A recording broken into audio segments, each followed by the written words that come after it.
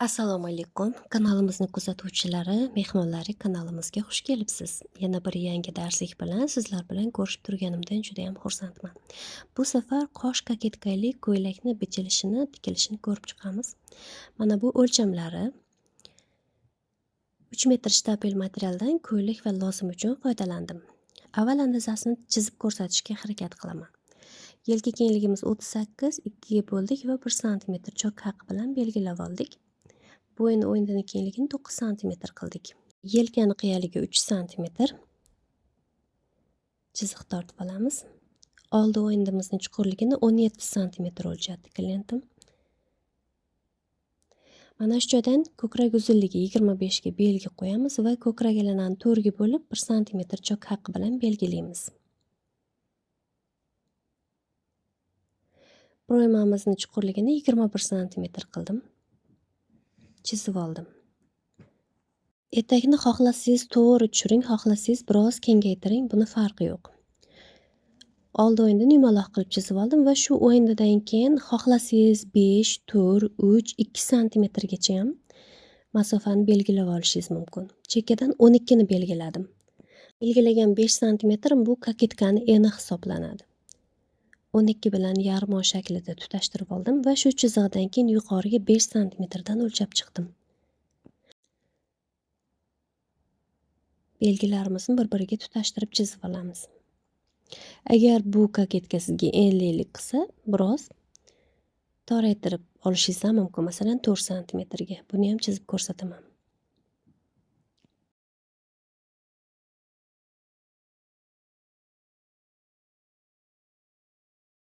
Koketkamizni chizib oldik.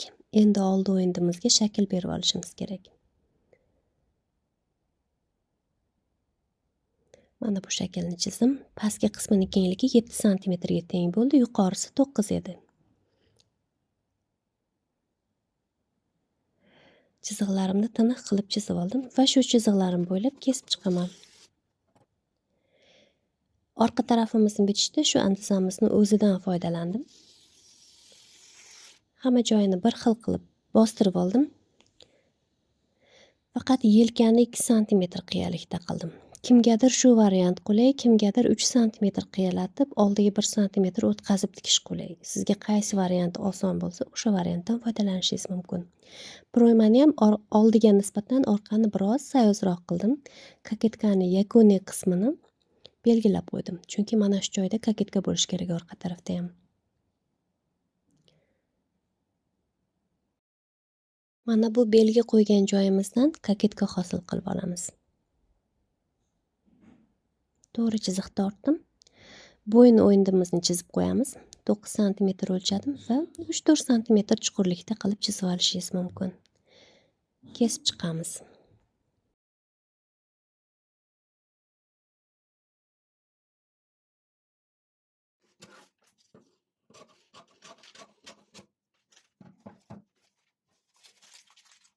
Orqa tarafimizni ham tayyor qilib oldik.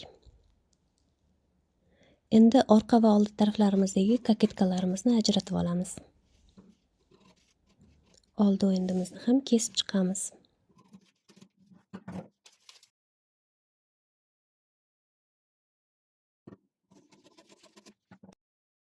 Tayyorlab olgan andazalarimizdan foydalanib, ko'ylagimizni bichishni boshlaymiz. Avval materialimni tekis qilib 2 ga buklab yoyib oldim va ochiq tarafiga orqa tarafni, yopiq tarafga oldi tarafni qo'ydim. Oldi tarafdan 8 santimetr masofa tashlab oldim. Bu zborka uchun orqa tarafdan 5 santimetr masofa qoldi. Mana bunday qilib umumiy uzunlikka 5 santimetr buklov va chok haqlarini qo'shib belgilab olamiz. Bro'ymamizni chizib olamiz va shu chiziqlarimiz bo'ylab kesib chiqishimiz kerak. Diqqat bilan kuzatib turing. Mana bu joyda orqa tarafimiz tekis, oldi tarafimizni mana bu yarim oyni davom ettirib oxirigacha chizib qo'yamiz. Bichayotgan ko'ylagimizning razmeri 48. Bitta endan ham oldi, ham orqa qop, ya'ni etek qismi bichilyapti. Ya'ni etagi unaqa ham keng bo'lmagan, primoyroq, chiroyli ko'ylak. Etek qismidan keyin 100 santimetr uzunlikka to'g'irlab lozim bichib oldim. Buni batafsil tushuntirib ko'rsatib o'tmadim, chunki lozim haqidagi darsliklarim kanalimda juda ham ko'p joylangan. Shu sabab ko'rsatmadim. 3 metr materialdan deyarli 1 metrga yaqin etek qism uchun 1 metrdan sal ko'proq 1,5 santimetr lozim uchun ketdi. Yana 1 metr material qoldi taxminan. Qolgan bo'lakdan koketka va yenglarimizni bichib olamiz.